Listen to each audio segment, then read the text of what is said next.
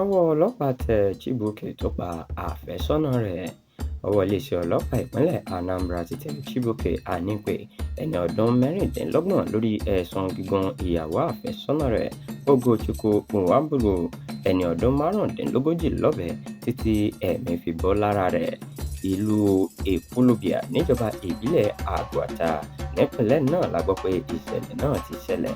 Alukoro fún iléeṣẹ́ ọlọ́pàá ìpínlẹ̀ Anambra Tochukwu Ikenga ló sọ eléyìí di mímọ̀ lọ́jọ́ Àìkú Sunday tí ṣe ọjọ́ 11 oṣù kínní ọdún yìí.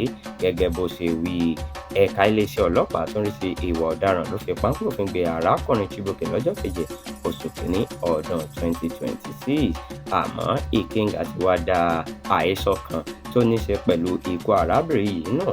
Ó ní irọ́ bàǹtàbàǹtà ni bí àwọn kan ṣe ń sọ pé arábìnrin ọ̀hún jẹ́ afurasí olówó. Ó fi kún ọ̀rọ̀ rẹ̀ pé Chibuike gangan fẹnu ara rẹ̀ jẹ́wọ́ pé òun lòun fi ọwọ́ ara òun gun arábìnrin náà pa ní ọjọ́ 9 oṣù kejìlá ọdún 2025. Iléeṣẹ́ ọlọ́pàá ti wá ṣàbẹ̀wò sílé ìgbókùsí tí wọ́n gbé arábìnrin náà sí fún bí ìwádìí ṣe ń tẹ̀síwájú. Bákan náà ni àwọn yóò mú ojú afurasí ọ̀hún bá ilé ẹjọ́ lẹ́yìn tí ìwádìí bá parí.